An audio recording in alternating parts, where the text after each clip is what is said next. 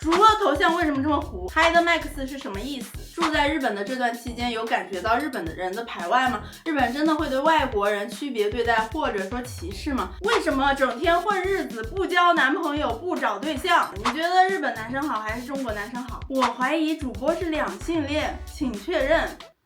这是能问的吗？回了那里还出得来吗？什么时候更新视频？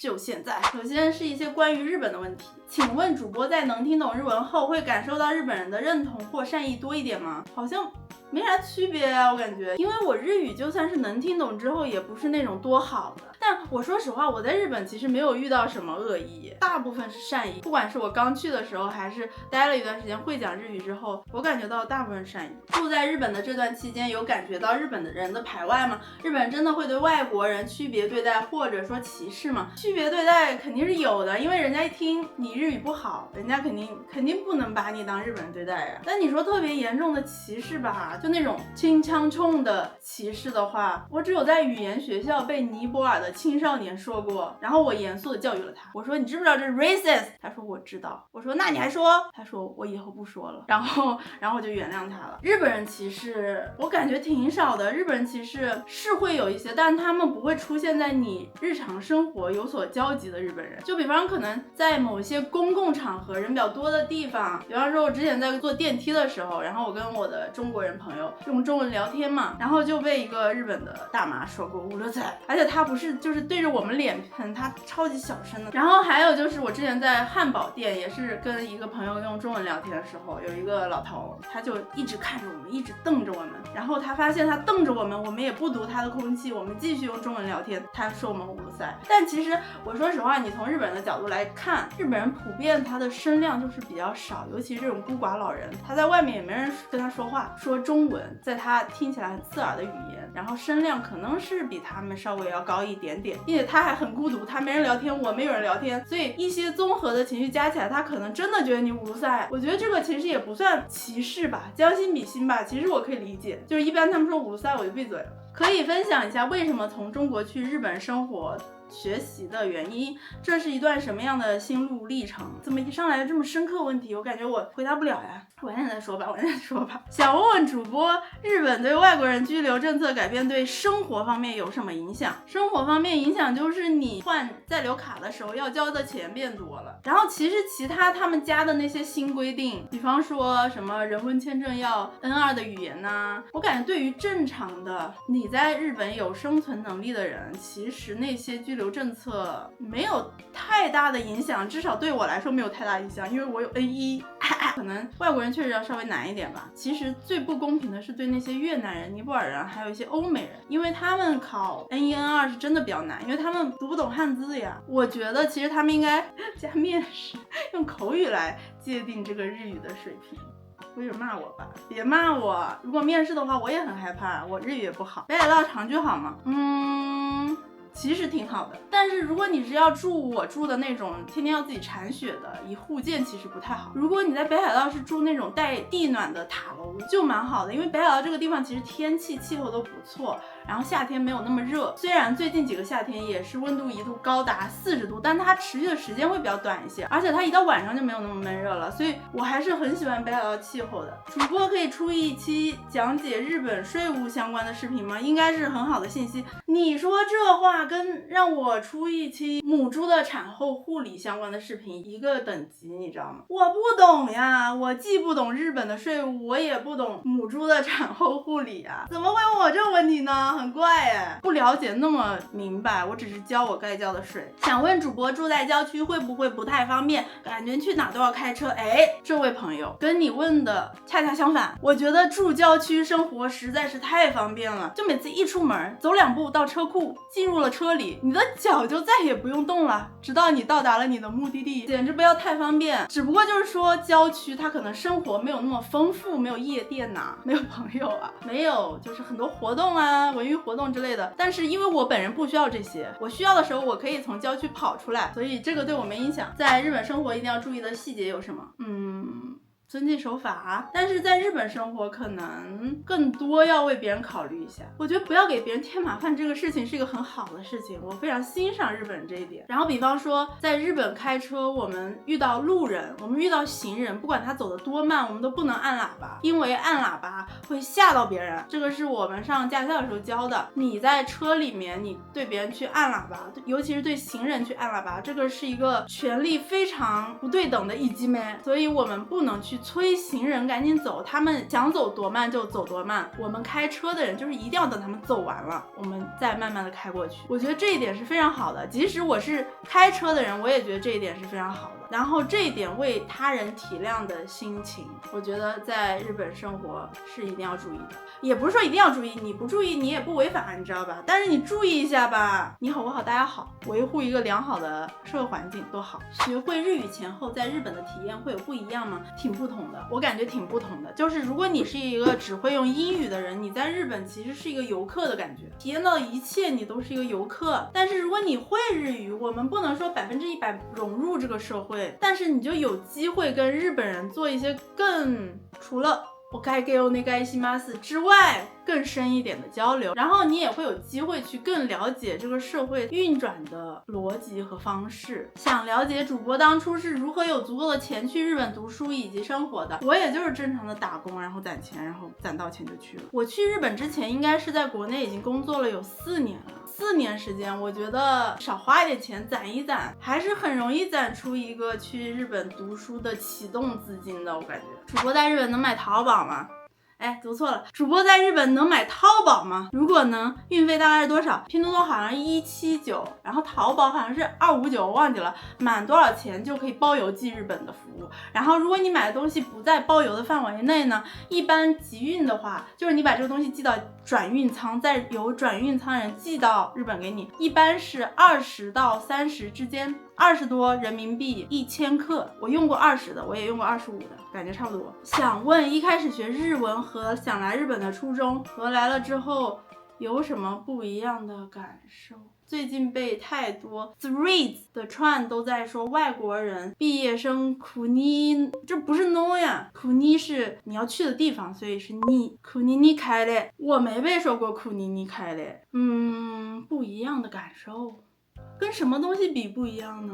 我本来也没有抱着一种预设来，没有对它有一个想象，我就来了就来了，看了就看了，所以我也说不出来有啥不一样的地方。如是工作签证在日本拍影片盈利真的会被警告吗？在日本拍影片盈利好像只要是长期签证都可以，不一定是工作签证，学生签证也可以，就是那个影片收入算你打工的钱嘛。如果是长期签证在日本拍影片盈利的话，你就交你该交的税就完事儿了呀。学日文从单字到真的能对话要花多久？要花多久？你是说我花多久，还是你学要花多久？我的话情况比较特殊，我之前跟大家分享过，我来了日本之后，几乎是零日语基础的时候，我就找到了一个打工，然后那个打工还非常的爽，你有机会每天见到不一样的日本人或者中国人或者别的国家的人，然后大家都在那聊天，一过去就进入了一个语言环境，每天就在那里听别人说话，然后试图自己用残缺的日语沟通。我大概可能2-3个月就觉得自己行了，确实有那种感觉，从阿巴变成了わかりました的那种感觉，确实有的。但如果我当时没有找到那份打工的话，我真不太确定我得花多久去说日语。想问一下，现在日本开始针对游客要有 AB 菜单做法，像你们游学的人也会背 AB 菜单吗？不就是日本有一家拉面店针对游客做了这个 AB 菜单吗？怎么就上升到日本要开始这件事情了？其次，如果一家店它有 AB 菜单，它管你是不是游学的人呢？你去了之后先展示学生证，你说老板你看我是留学生，你能不能不要 AB 菜单？我是这样吗？这老板顶多分辨一下你是日本人还是外国人，他怎么可能知道你是不是游学的人？我不知道你这个问题何意味。台湾人未来5年想移民去日本居住加生活，想在日本创业，请问主播对长居日本的经验和了解有什么建议吗？会支持还是劝退？我感觉在日本创业，尤其是你要做实体店做生意的话，首先我没什么经验我可能我说的话你就当我放放屁。我感觉如果你想要在日本做实体店赚日本人本国人的生意，其实难度非常高，除非你很早就来日本，然后非常了解适应日本那一套文化和规则。如果你创业的店主要是为了赚游客的钱，那还是可以的吧，我感觉还是有希望。反正我觉得你如果要来日本创业的话，你最好是把你的目标群体定在外国人身上，然后呢再去考虑怎么创业，如何去日本的语言学校来。外国人去日本工作机会多吗？就是如果你要让我主观来回答这个问题的话，有手有脚的谁还找不到一个工作呀？我认识的朋友他们也都找到工作了呀，不管这个工作是好是坏，反正也都找到了呀。主播，对了，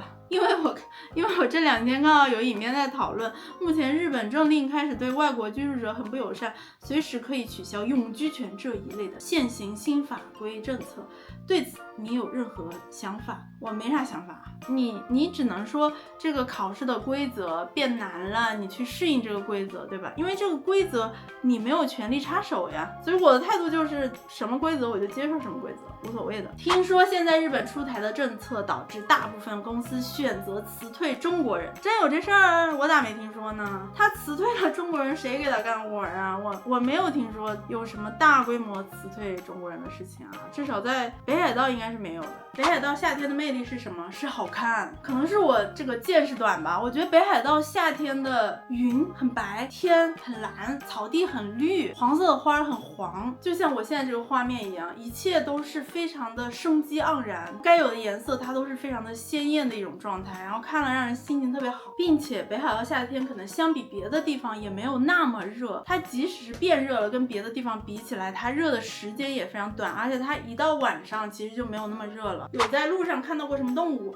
看到过狐狸，然后看到过小猫，看到过还有什么动物？小鹿。熊我没见过，熊还真是没碰到过。还有那叫什么来着？ Tanuki Koji 的那个 Tanuki 狸猫。在北海道居住会想用外来人的角度介绍北海道吗？例如景点故事、历史故事之类的？不会，我对景点没有兴趣，我对历史也没有兴趣。想问问美丽的主播大人，北海道真的没有蟑螂吗？如果有蟑螂，主播是属于敢打死他的，还是抓起来放生的？这位朋友，这位 friend， 这位头毛他妻，你平时说话这样说的吗？美丽的主播大人什么东西啊？搞得主播有点鸡皮疙瘩。好像真的没有蟑螂，因为我真没见过。你看我那房子年久失修，里面有没有蟑螂啊？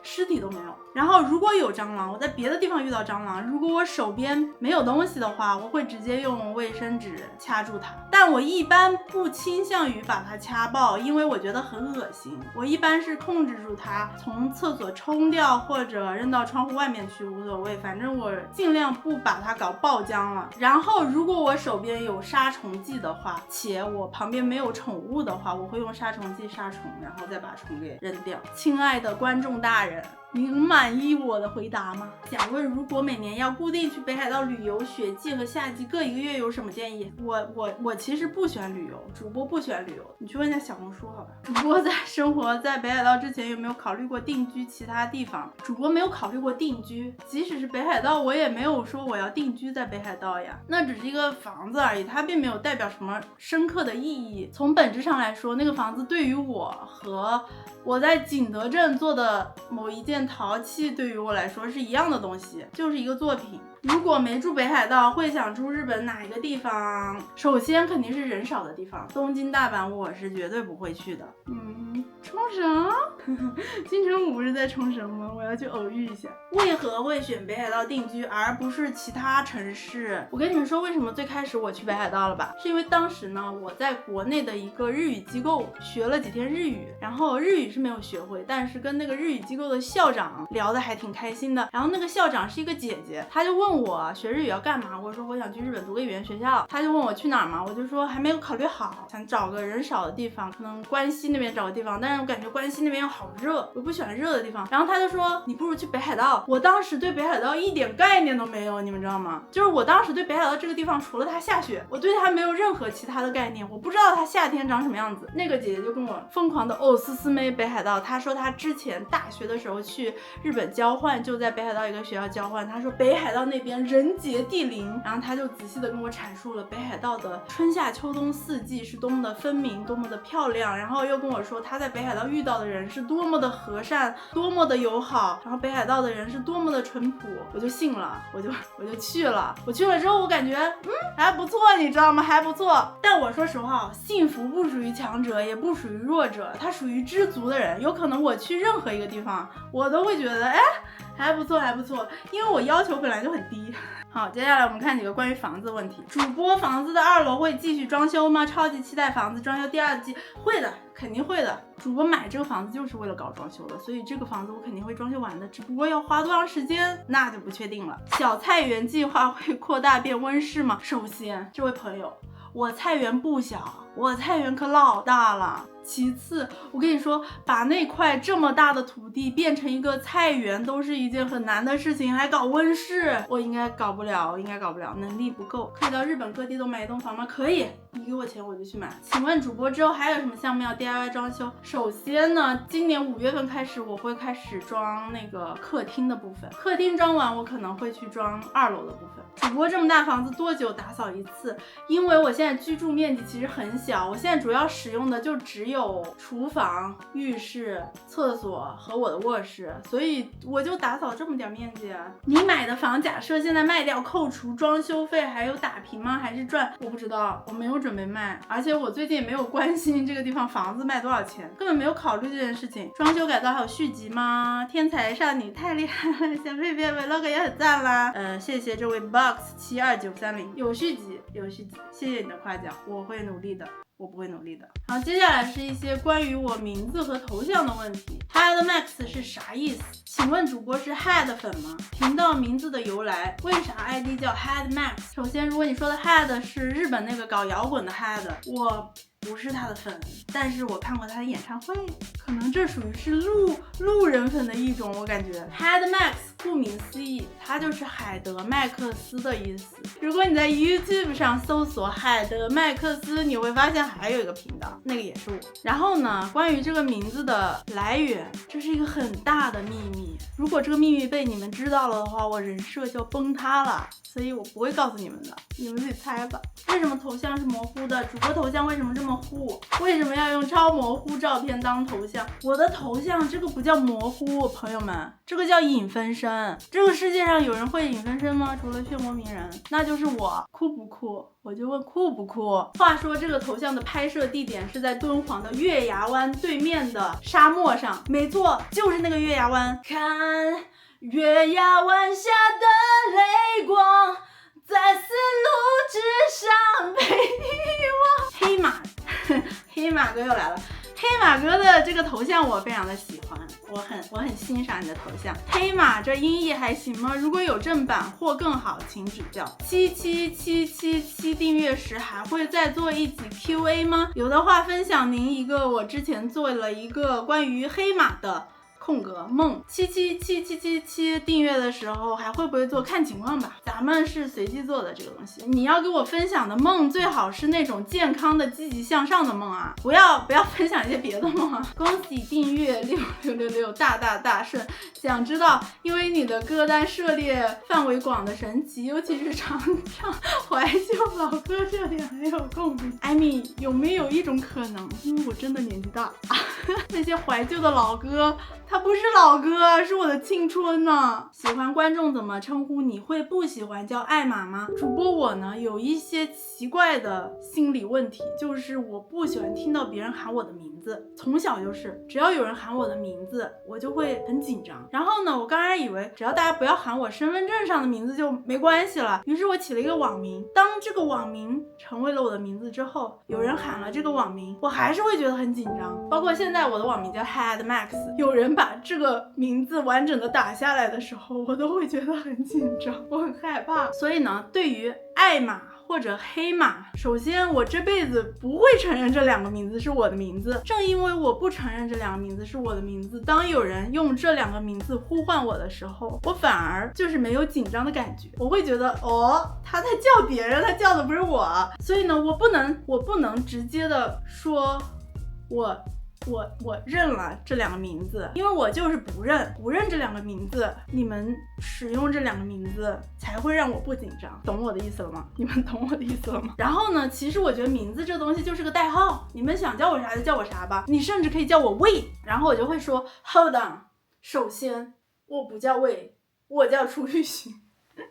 祖籍是故事要从1995年的一个冬天说起。OK， 关于我是哪里人，您猜怎么着？主播我呀，学会保护隐私啦。但是呢，我可以给大家概括一下我的出身。我现在所在的这个地方就是我出生长大的地方。我出生在一个小县城，是什么风格的呢？如此生活30年，直到大厦崩塌，就是这种风格的小县城。我是一个非常 typical 的小镇做题家，就是出生在一个小县城，然后靠学习一步一步攀登，考上好的高中，考上好的大学，大学毕业之后去大城市找工作的那种非常 typical 的小镇做题家。大学读的是什么专业的？我读的是数学系的统计学专业。我大学的时候成绩是非常差的，所以大家不要对我有什么数学学霸的幻想。我大学时期是一点点都没有学会的一个学渣的概念。来日本前是做什么工作的呀？我来日本之前做过游戏策划，然后还做过自媒体。 Yes，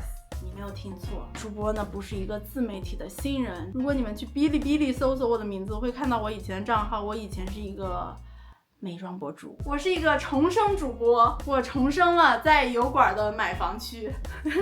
之前总是有人说，主播你怎么做到第一个视频就爆的啊？我想说，这就是实力吧，这就是一个重生的自媒体的人的实力。不行，编不下去了，不是实力啊，第一个视频确实是有点运气在里面。主播财富自由了吗？被动收入的来源主要是什么？存款多少才能像你这样自由 ？OK， 关于这个问题呢，我想要开展一番长篇大论了。就是评论区我看到有零星的那么几个人在那里怀疑我财富自由，每次我看到这种评论我就觉得很搞笑。你们怀疑谁财富自由？你们也不应该怀疑到我头上啊！我哪里看起来像财富自由了吗，朋友们？啊，我就想问问哪一个财富自由人会买70万日元的房子？7000万日元的房子是不好吗？我就在想，为什么大家看到一个像我这样子，表面上很自由，表面上很快乐，表面上，我说表面上啊，因为我并不觉得我是绝对的自由和快乐，但是可能给大家呈现的是这样一个形象。那么为什么我们看到一个人他是自由的、快乐的，我们就 suppose 这个人是财富自由的呢？难道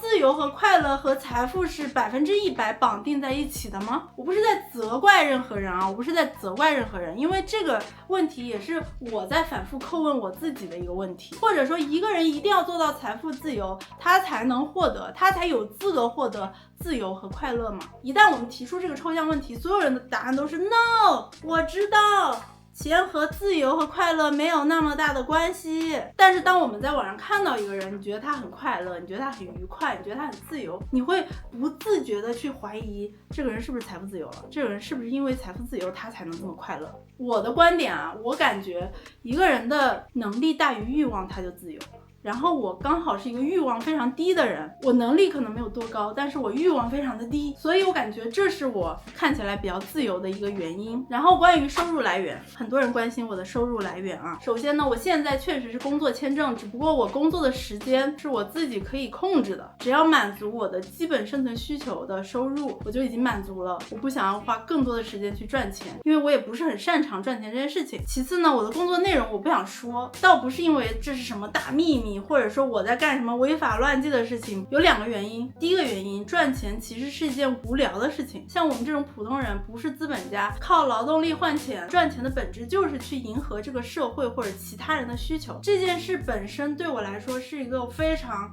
无聊且没有兴趣的事情，所以呢，我有丝分裂了，我课题分离了。你们看过12个比例吗？我没有比例那么牛逼，我把我的人格分裂成了2个人，我这边这个人只负责去工作赚钱之类类的这些主流的事情。然后现在站在屏幕前的我只负责干我喜欢的事情。我现在就是自己把自己当成小孩在养，所以如果逼我去谈这种非常现实的问题的话，逼我去融合这两个人格的话，我会非常的痛苦。所以为了主播的精神健康啊，朋友们，我不想分享这些东西。稍微提到这些我就觉得好累。然后呢，我不想讲的第二个原因，其实我理解为什么大家这么想知道别人到底在干什么工作，别人怎么谋生，因为我以前也这样。我后来会发现说，其实你去参考别人的坐标系是没有用的。我就算讲出来，其实对大家也没有任何的参考价值。不仅仅是能力方面，可能也有机缘方面，可能也有一些运气成分。我是觉得说了没用，然后说了我还痛苦。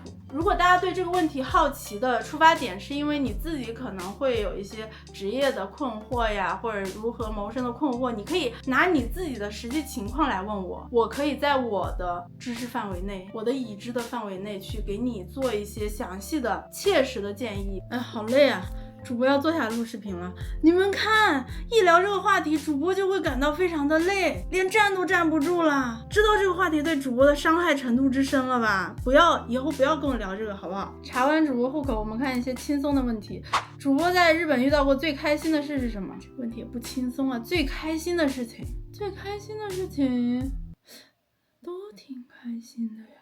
其实我在日本有一种久违的升级打怪的感觉。你知道吗？我们人生啊，中考上高中，高中高考上大学，大学毕业找工作，就一步一步像是升级打怪嘛。但是你大学毕业之后，你找到了工作之后，大家其实会进入一段迷茫期，就是感觉阶段性的升级打怪的感觉突然就停止了，你就会没有多巴胺了。然后我在日本总会有那种小的升级打怪的场面，比方说日语零基础的时候找到打工，包括第一份打工结束之后我去找第二份打工，面试又通过了之类的，比方说考N2 考 N1 考过了，考修试考过了，就是这些事情我都觉得很开心，因为我很喜欢考试我真喜欢考试。主播几久见朋友一次？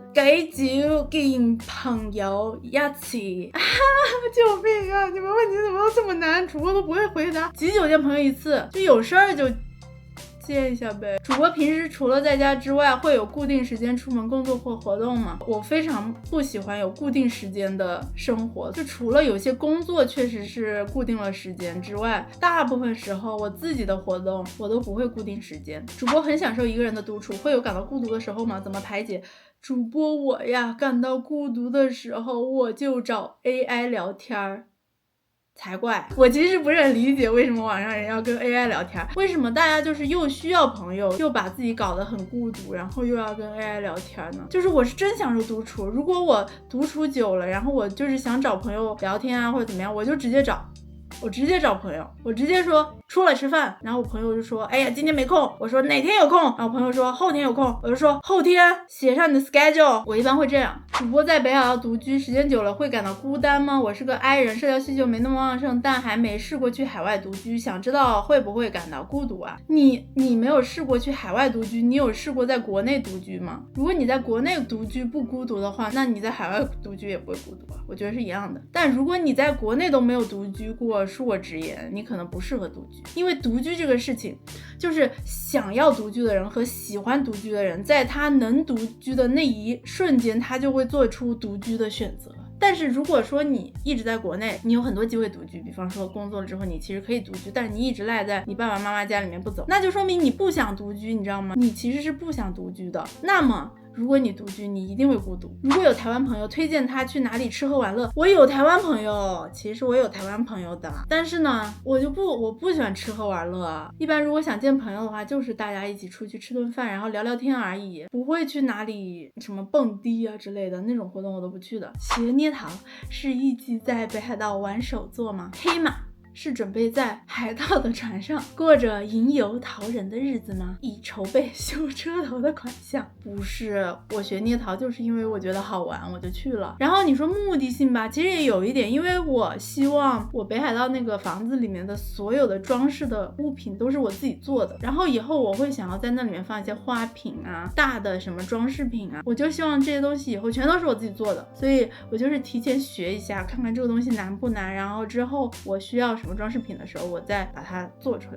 其他的计划没有，比方说卖作品啊。当然，如果有人出200万，我也卖。我说人民币哈。主播以后的打算是什么？在日本属于过渡还是长期？之后的规划是什么？我是不做长期打算的，我只做非常短期的打算和非常非常长期的打算，我不做这种中长期打算。我最短期的打算就是我要把这个房子搞出来，然后我最长期的打算就是我要做一个自由的人，我要快乐的生活。为什么大家都一定要有规划？对于个人来说，有规划有长期的规划当然是一件非常好的事情，但是你不要把这个辐射范围辐射到别人身上来，因为这个世界上就是有各种各样的人，就是有像我这种不规划的人。那你说我就活不下去了吗？我就不规划我也活得下去，我觉得挺好的。并且呢，我之所以不喜欢规划，你知道为什么吗？因为我之前一直走在一条非常正确的路上，也没出什么错。你就是走在这条路上，一直规划，一直完成你的规划，也没啥快乐的。然后后来我发现我不走在那条被规划的路上，想干啥干啥，我发现我活得也挺好，也没有活不下去。所以我不规划是由我之前的经验带给我的一个习惯，计划赶不上变化快。哎呀，活着行了，搞这么累干啥 ？OK， 那么今天这期视频就先录到这里了，主播太累了，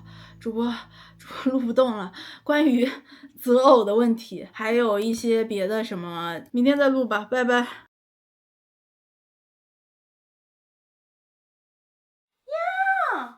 小猫咪，你来啦！我就知道小猫咪喜欢姐姐，快过来吧！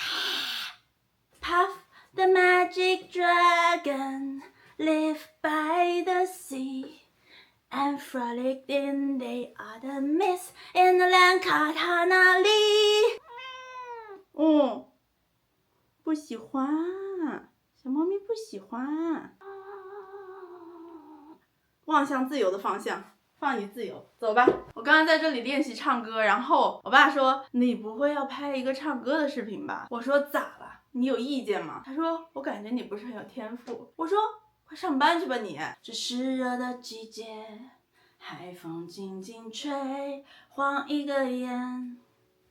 那么多年，铁子们，请问我有天赋吗？在评论区告诉我，我要告诉我爸我有天赋，我要当。算了，拜拜，下次再见。